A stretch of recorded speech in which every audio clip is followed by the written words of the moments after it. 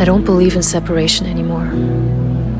I don't believe we move through the world as isolated beings, accidentally passing one another by.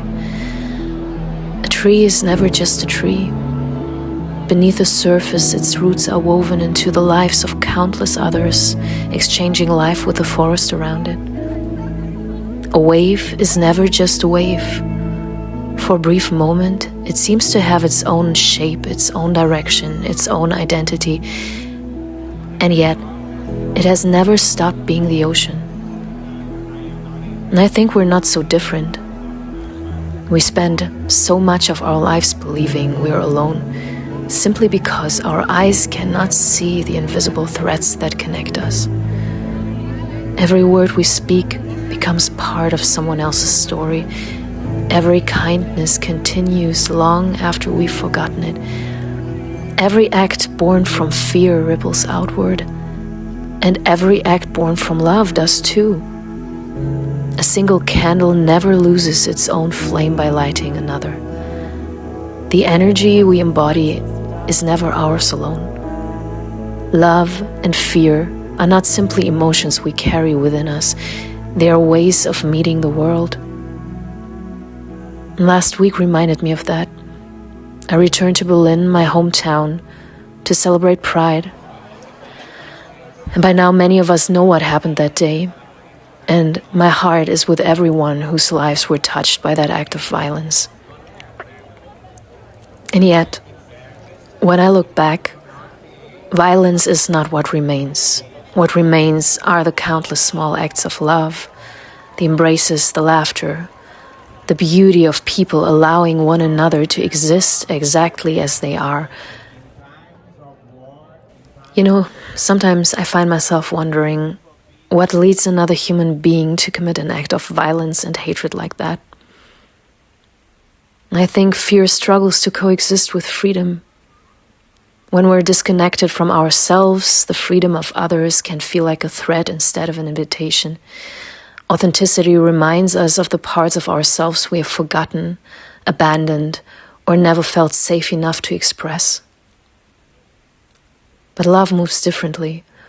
Love expands. It makes room. It doesn't ask another person to become smaller in order for us to feel whole. And watching thousands of people celebrate one another that day, I couldn't help but feel that every embrace, every smile, and every act of kindness was an answer to fear.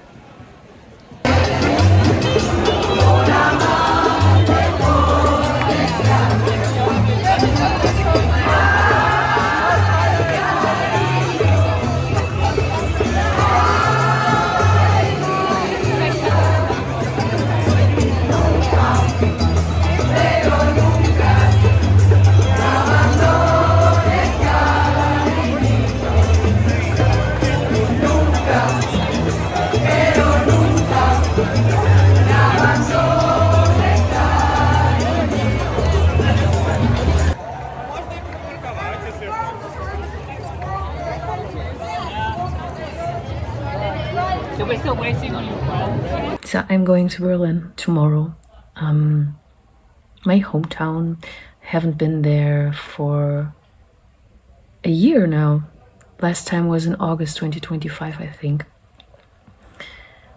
And, you know, I don't know. I just feel weird right now. And these loud motorcycles keep circling in front of my window. Oh, it drives me insane. I'm sorry.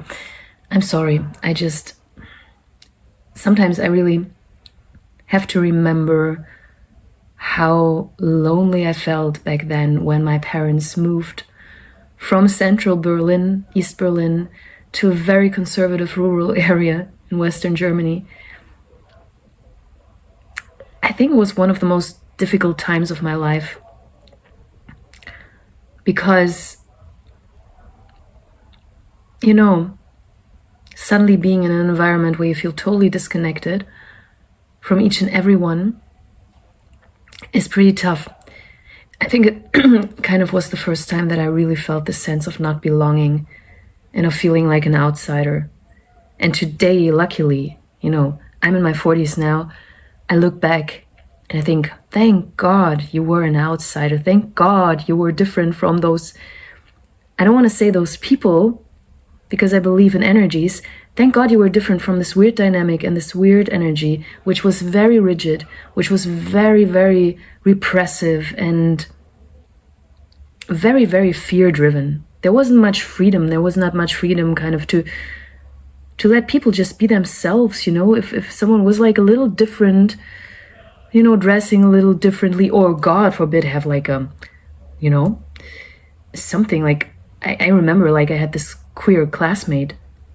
Oh my God, how they made him suffer, like, truly. I would never compare myself to my queer friends who are like, you know, visibly queer, or who come like from the Middle East or brown, like, and face like this terrible discrimination each and every single day. So I never experienced that. I only experienced still feeling on the outside and feeling like an outsider. And that was, for me, was one of the most difficult experiences of my life. And I think like for each and every single person, you know, it just can feel threatening to the core being excluded from a community. And if there's no one to turn to around you, you just feel like your existence is threatened. You kind of still, you try to get some form of connection somewhere to someone. At least that's what I tried to do, but I didn't really succeed. So I remember looking back, I didn't have real friends back then. I only had people I somehow adapted to and tried to please, but that never really, I felt never really permission to be my true self from anyone, really. And that makes me really sad today. Yeah, it still does. Angry and sad.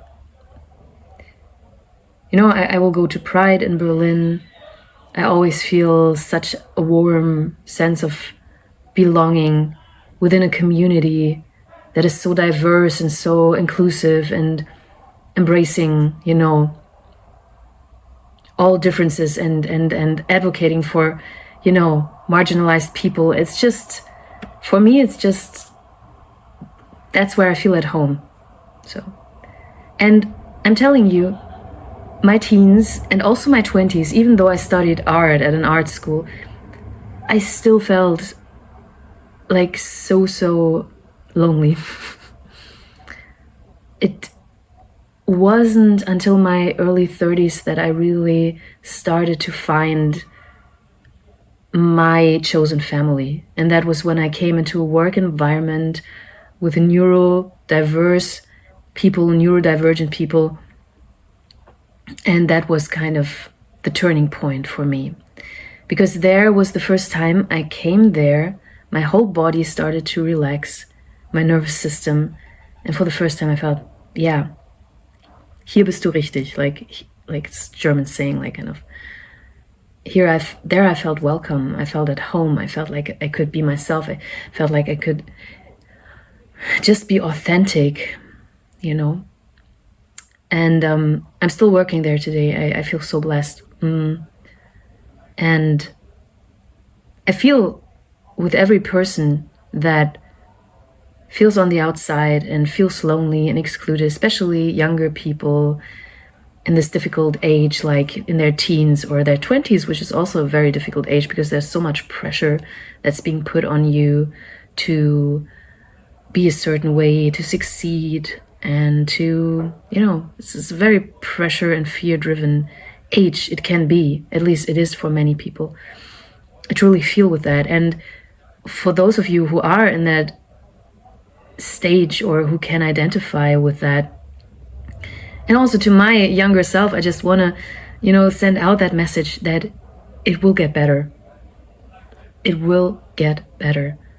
The problem isn't you. It's never your authentic self and your feelings that are always valid. You know, that's not the problem. The problem is really the specific system you're in, the environment.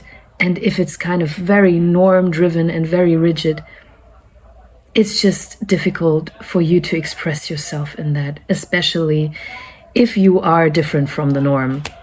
And thank God, like, people are different. Thank God for that. What kind of planet, what kind of, what kind of world would we live in if we wouldn't have diversity? Think of nature, think of biodiversity. Oops, now it's going into, okay, it's still recording. Just think of that. That's, I always say it creates a strong immune system when you are tolerant towards differences and when you're embracing differences. And you always get sick, a system always gets sick when it tries to erase all differences, when it tries to create monoculture. It's always a recipe for disaster. Yeah, aka patriarchy. So yeah, I have to go to bed now. I'm just very, very grateful for you. If I wouldn't express myself authentically here, if I haven't, sometimes my English is so bad, if I haven't had, God, if I wouldn't have done that now for 2 years or something, like, the most beautiful people and energies wouldn't have entered my life. And I don't mean that in any parasocial sense, because I know and sense like each and every single individual behind, each comment and each profile. So thank you from the bottom of my heart for that. That's just what I wanted to say. Now I'm going to bed. I have to pack my suitcase.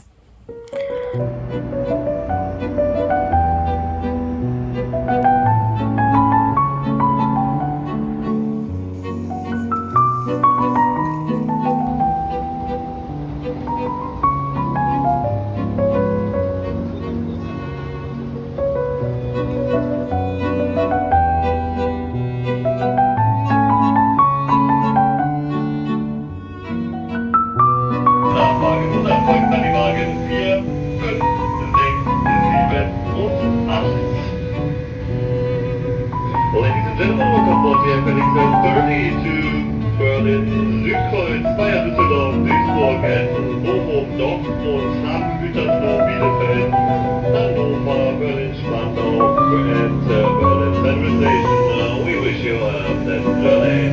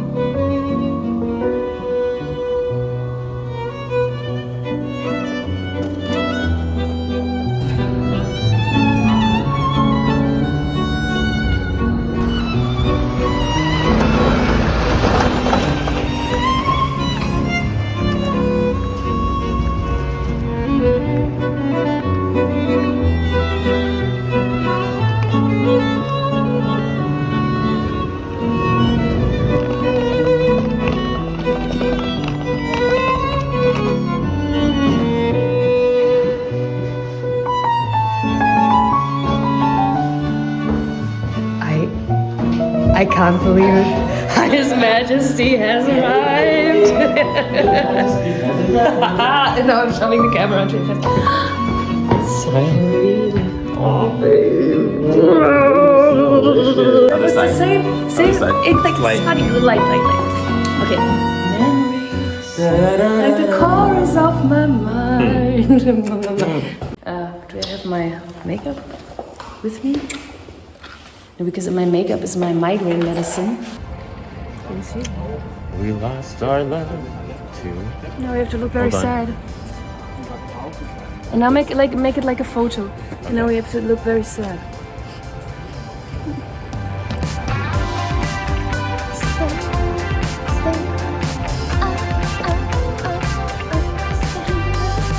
I mean, really, it's pagan.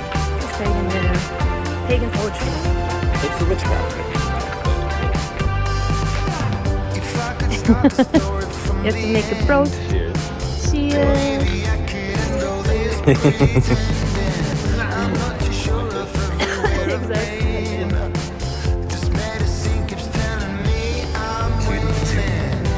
and I'm a walking star, and I'm so strung out.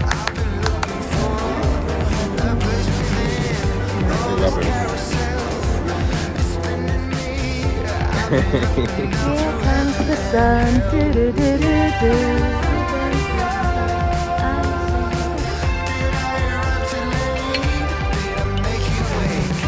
Always the sun, like ice in the sunshine, like ice in the sunshine. I'm melting away on this sunny day. Basically, we met at this party. We matched on Hinge a year ago. But he was in a relationship. Islam and you. Yeah. Yeah, I remember. And I was also dealing with my relationship. So it wouldn't have... If I could pack up all my souvenirs, but I am gonna stay just one more night, so I can trick myself like you were here. Oh Marilyn, how have you been? I've been looking for a place within. On this carousel, keep spinning me up and down. What's happening? Oh my god. Show me your happy face. For tomorrow.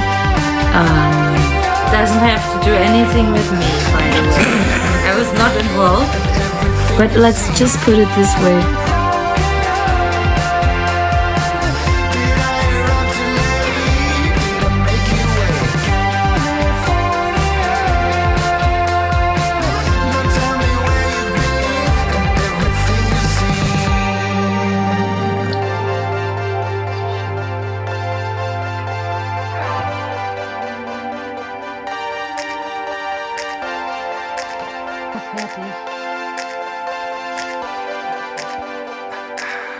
They say you should try to find yourself stuck in the valley.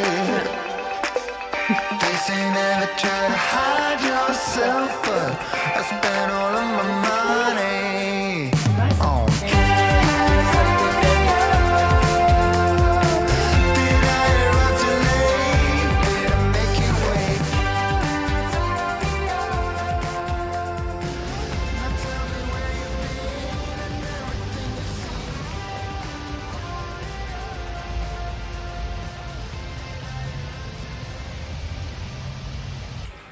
So meaningless and forgettable.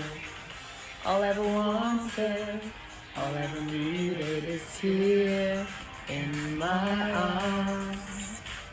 Words are very unnecessary, they can only do harm.